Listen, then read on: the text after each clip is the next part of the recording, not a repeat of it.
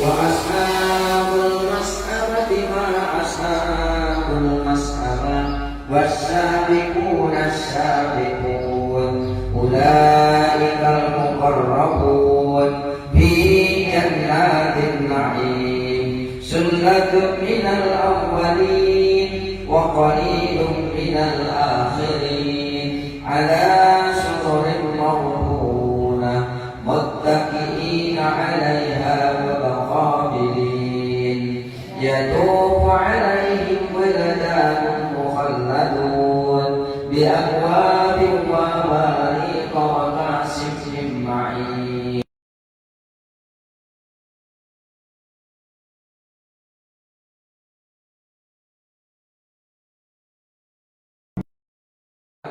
ولا تسيما إلا قيلا سلاما سلاما لأصحاب اليمين سلة من الأولين وسلة من الآخرين وأصحاب الشمال ما أصحاب الشمال في سموم وحميم وذل يحموم لا بارد ولا كريم إنهم كانوا قبل ذلك مسرفين وكانوا يشرون على السلعة وكانوا يقولون إذا متنا وكنا ترابا وعظاما أئنا لمبعوثون أو آباؤنا الأولون قل إن الأولين والآخرين لمجموعون إلى ميقات يوم معلوم ثم إنكم أيها الضالون المكذبون لآكلون من شجر من زقوم فمالئون منها البطون فشاربون عليه من الحميم فشاربون شرب الهيم هذا نزلهم يوم الدين نحن خلقناهم فلولا تصدقون أفرأيتم ما تمنون أأنتم تخلقونه أم نحن الخالقون نحن قدرنا بينكم الموت وما نحن بمسبوقين على أن نبدل أمثالكم وننشئكم فيما لا تعلمون ولقد علمتم النشأة الأولى فلولا تذكرون أفرأيتم ما تحرثون أأنتم تزرعونه أم نحن الزارعون لو نشاء لجعلناه حطاما فظلتم تفكهون إنا لمغرمون بل نحن محرومون أفرأيتم الماء الذي تشربون أأنتم أنزلتموه من المزن أم نحن المنزلون لو نشاء جعلناه أجاجا فلولا تشكرون أفرأيتم النار التي تورون أأنتم أنشأتم شجرتها أم نحن المنشئون نحن جعلناها تذكرة ومتاعا للمقوين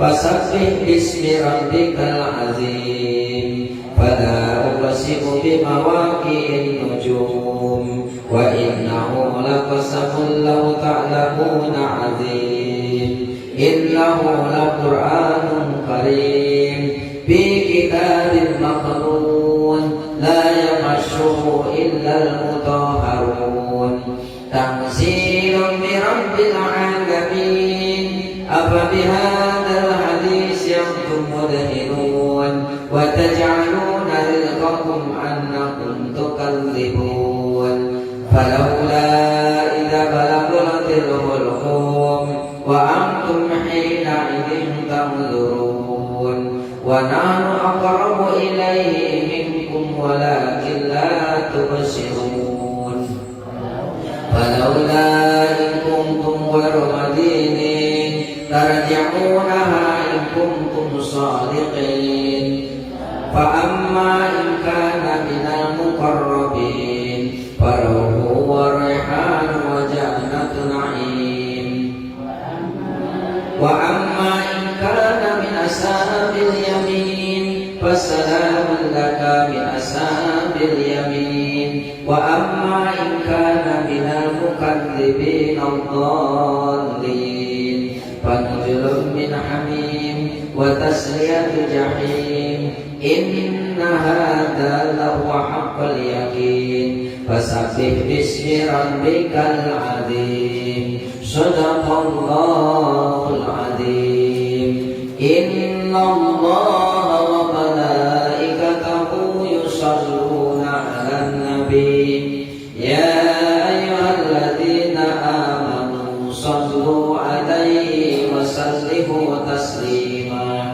اللهم صل وسلم وبارك عليه اللهم صل وسلم وبارك على سيدنا محمد وعلى آل سيدنا محمد اللهم وسلم وبارك على سيدنا محمد وعلى آل سيدنا وعلى آل سيدنا محمد اللهم صل وسلم وبارك على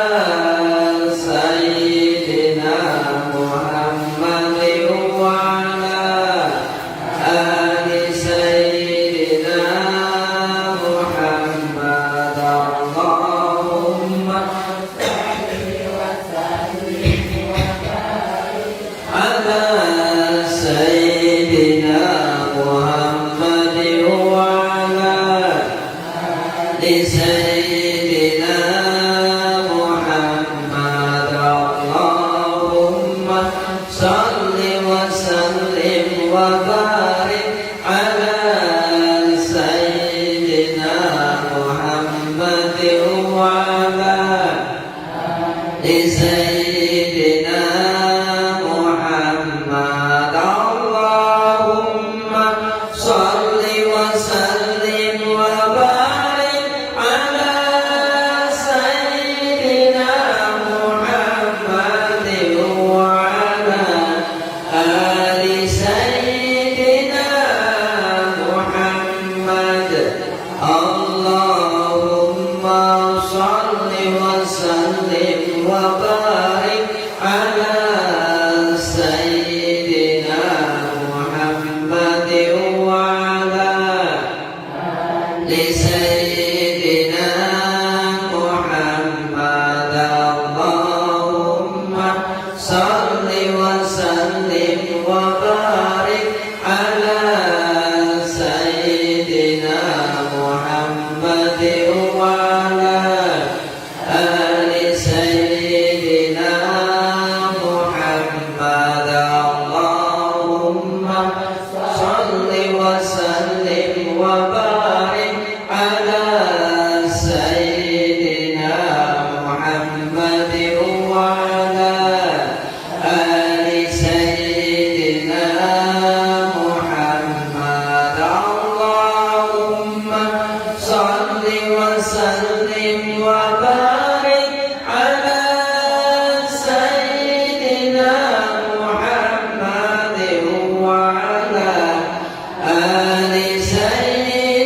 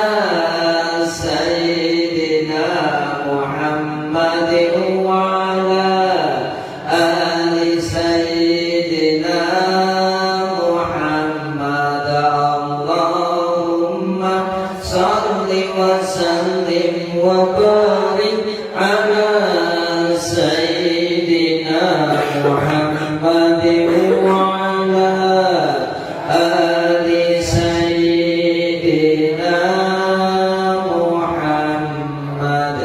الفاتحة. أعوذ بالله من الشيطان الرجيم. بسم الله الرحمن الرحيم.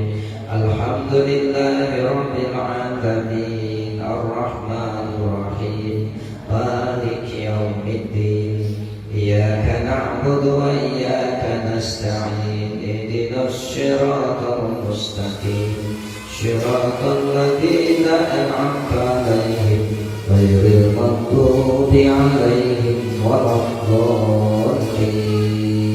آمين. Alhamdulillahirabbil alamin. Zikir melalui Al-Quran, surat Ar-Rahman dan Al-Waqiah sudah kita lalui, juga bersolawat kepada Nabi Muhammad SAW sudah kita lalui. Maka kita teruskan pengajian dan insya Allah nanti kita sholat tasbih. Ibu-ibu yang dirahmati Allah Subhanahu wa Ta'ala, air kalau diam saja itu lama-lama rusak. Air dengan tidak ngalir itu lama-lama rusak, jadi hijau, jadi bau. Itu air. Tapi kalau air ngalir terus berputar, maka air itu terus jernih, nggak pernah kotor. Begitu juga manusia, kalau diam saja, walaupun kita ini orang pintar, ahli ibadah, diam saja, tidak pernah mengalir, tidak pernah thalabul ilmi, lama-lama rusak, jadi bau. Seperti air, kalau menang saja, kita nyimpan air tidak pernah diganti-ganti di waktu, licin air itu, lalu lama-lama hijau berubah, lama-lama jadi bau.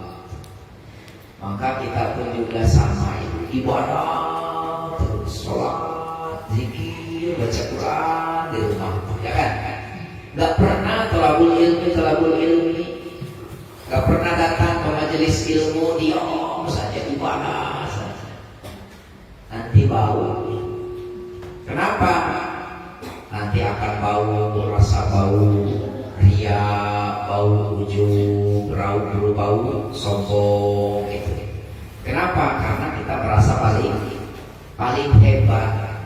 Karena kita di rumah terus, aku tahajud, aku duha, baca Quran, baca Yasin, Waqiah, Rahmat di rumah dibaca, sholawat dibaca, apa? Harus ngaji. Sombong nanti ibu. Tuh, zikir sama, baca Waqiah di rumah bisa. Itu air, ya kan? Maka kita disuruh thalabul ilmi supaya kita ini ngalir terus, perputaran bersih, kotor bersih. Ya, kotoran-kotoran itu akan bersih karena terbawa hanyut. Begitu juga ibu yang dirahmati Allah. Ibu punya tombak, ya kan? Tombak itu bisa menghasilkan hewan buruan. Kalau zaman dulu banyak rusak, ya kan?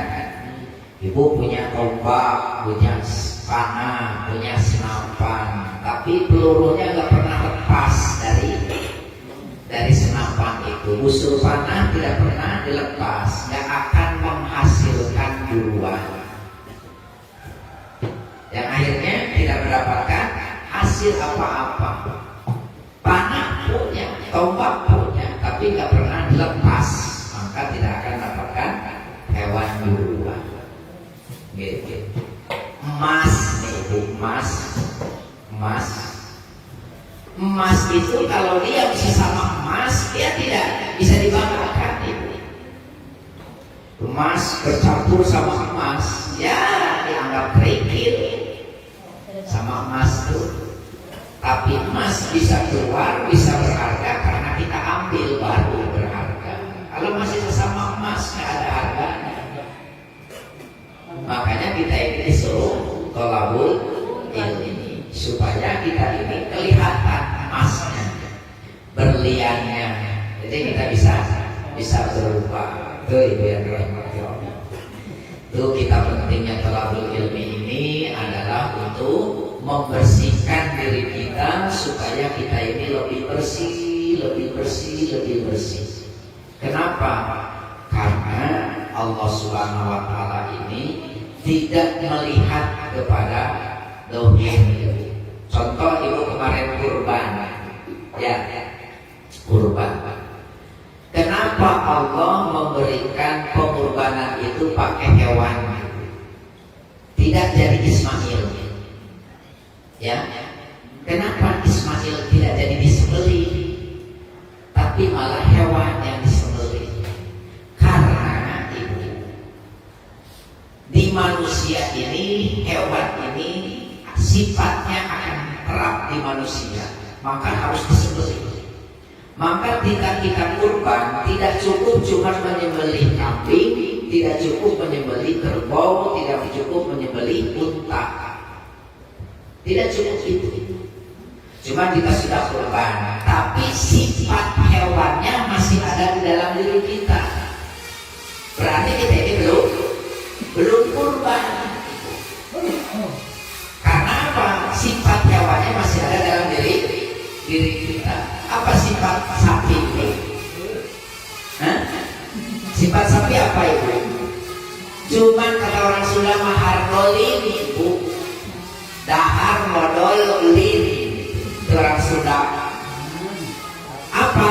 Makan, tidur, berak. Itu pekerjaan sapi. Ngaji enggak, sholat enggak, baca Quran enggak, zikir enggak, ya kan? Cuman makan aja dari situ. Sapi itu ibu, dia walaupun tidak di padang rumput di kandang, tetap punya itu sampai keluar liurnya. Bayang terus nyau nyau nyau nyau dari situ. Ya kan? Tuh itu sampai punya makan aja. Terus tidur, setelah makan tidur berak, makan tidur berak, makan tidur berak. Jadi kita buang sifat itu. Sifat hewan itu buang. Kita mengaji, habis makan, baca Quran, ada pengajian, berangkat, balik lagi ke rumah, istirahat, makan, berak. Ya kan, jadi pekerjaan manusia harus ada beda. Kita mah hidup itu cuman kamar WC meja makan, kamar WC meja makan, kamar WC meja makan, terus kemudian gitu ya kan, makan minum gitu. Kata kami ngaji enggak gitu kan. Nah kan kita ini sudah pada tua ya kan, kebun enggak, ke kantor enggak, warung enggak buka ya kan. Ya udah kita keluar dari rumah ke pengajian, ke masjid, zikir. Ini mah mentang-mentang sudah tua pensiun gak kemana-mana, cuma ke kamar, ke WC meja makan, kamar WC meja makan. Dari sini kemana-mana dia ke bawah. Tapi dia rahmatnya dulu unta. Dalam hadis Nabi Sallallahu Alaihi Wasallam kita ini jangan seperti unta. Kenapa? Unta kemana-mana oleh para nabi dipakai tunggangan. Bawa kitab, dikaitin dalam unta. Tapi unta nggak bisa baca kitab. Unta tidak bisa baca Quran. Kemana-mana bawa Quran. Nah kita punya nggak sama. Jangan kita ini kemana-mana kita seperti unta, punya Quran tapi tidak mengamalkan isi Al-Quran. Al-Quran suruh ngaji, kita ngaji. Al-Quran suruh sedekah, kita sedekah. Al-Quran suruh unta ini cuma gitu aja, membaca Qurannya tidak bisa, ikut nabinya ditaikin di situ tapi tidak pernah mendapatkan ilmu dari Nabi. Tuh. Makanya dia rahmati Allah. Kita ini manusia ini suruh kurban pakai unta itu, kurbankan sifat untanya. Jangan kita ini tidak kita ini disuruh kurbannya pakai unta, ya kan? Supaya apa? Kurbankan sifat unta yang malas belajar, kita ini jadi rajin belajar. Itu yang dirahmati Allah. Makanya kita ini disuruh ngaji lagi. Teruskan kajian kemarin yang dirahmati Allah. Kemarin yang kita disunahkan dalam mandi, 1 Lebaran, Idul Fitri, Idul Adha, lalu hari Jumat, gerhana matahari, gerhana bulan. Itu wajib apa sunah mandi. Wal ghuslu min ghusril mayyiti, dan sunah mandi dari sunah memandikan jenazah. Wal kafiru, dan sunah mandi bagi orang kafir tidak aslam. Wal majnunu, dan sunah mandi orang gila tidak apa kok apabila sudah sembuh dari gilanya. Wal mughma ali, dan kita sunah mandi bagi orang yang sudah sakalor tidak apa kok apabila sudah sembuh itu mughma ali.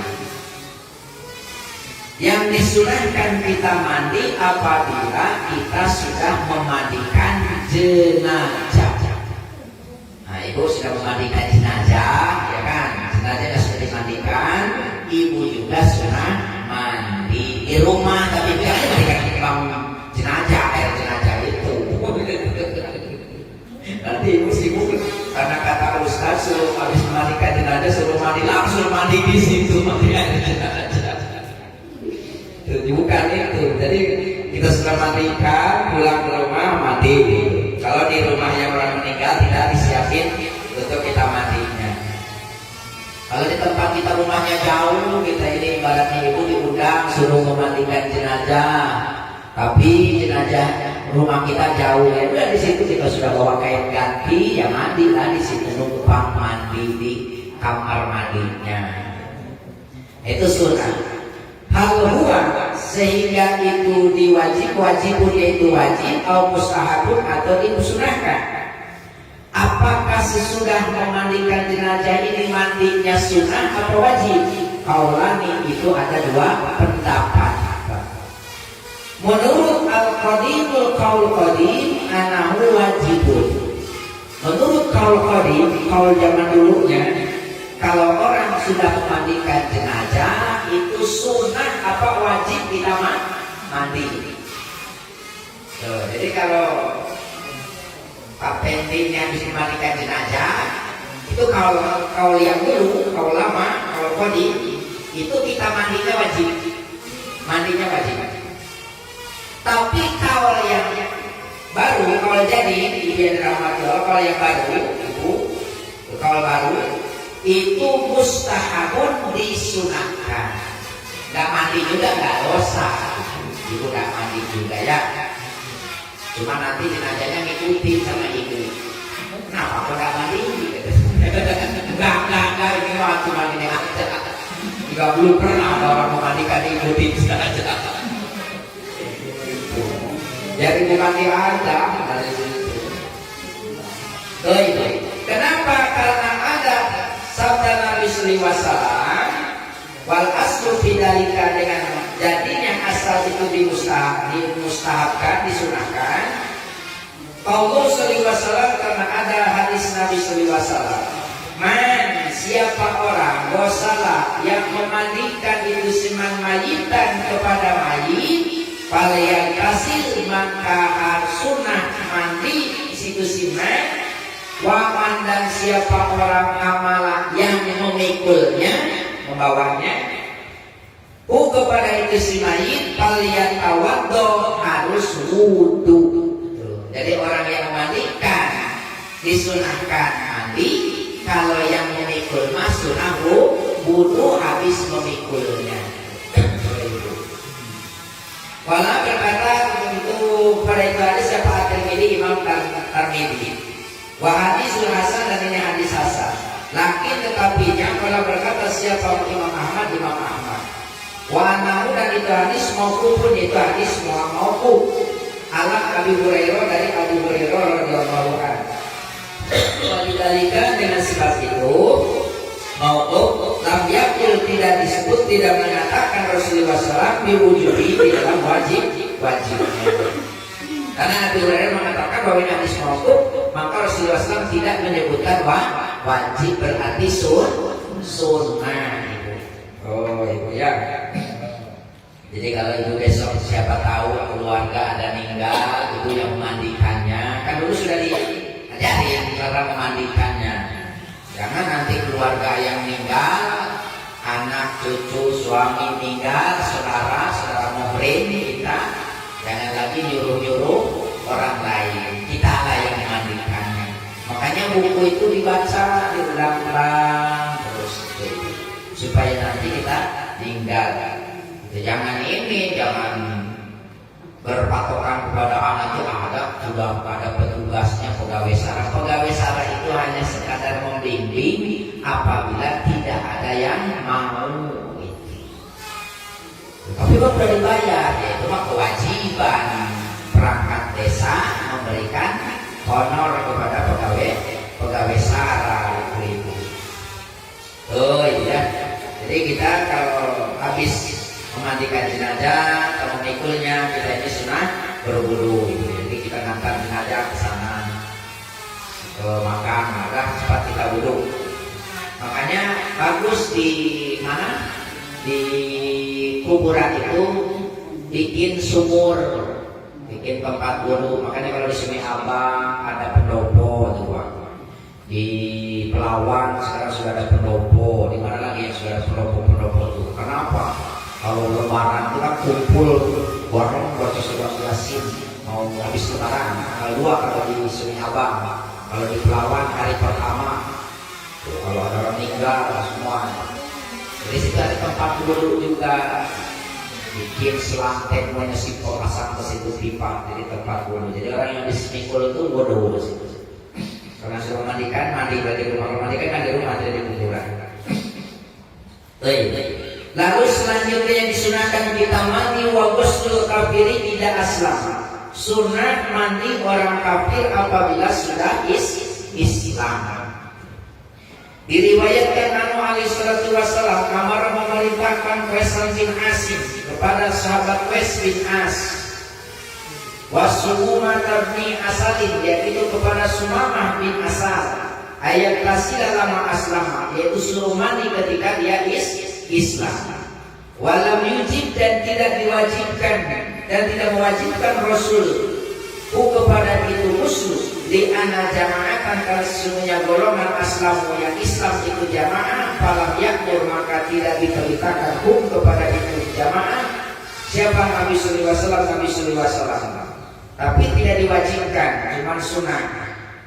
Makanya biar dirahmati Allah, karena Nabi sallallahu alaihi wasallam ketika ada serombongan orang yang masuk Islam, maka Rasulullah SAW tidak memerintahkan kepada itu jamaah untuk masuk Islam.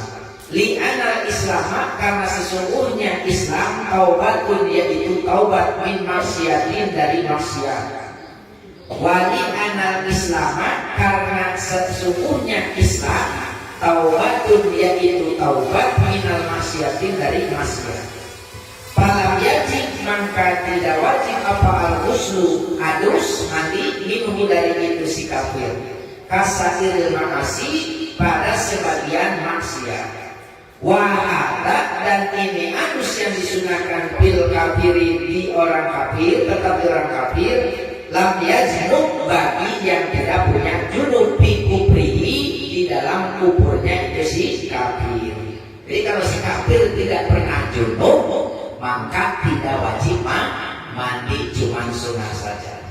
Fa'in ajnaba, apabila si kafir ini junub, fal madhabu, maka ada dalam madhabnya anahu, sesungguhnya itu kelakuan yang jamu, yaitu wajib kepada itu si kafir al-ghuslu, yaitu mandi ba'dal islami, setelah Islam. Li adami syati niati, karena tidak sahnya niat minhu, dari itu si kafir halal kubrihi, ketika kafirnya.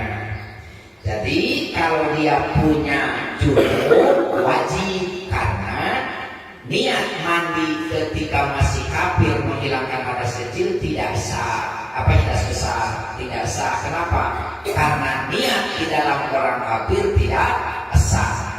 Makanya kalau yang pasti orang kafir punya junub, kecuali yang anak baru kecil masuk Islam, baru balik ya kan, baru balik ya tidak belum junub. Kalau yang sudah tua-tua, yang punya istri, yang sudah punya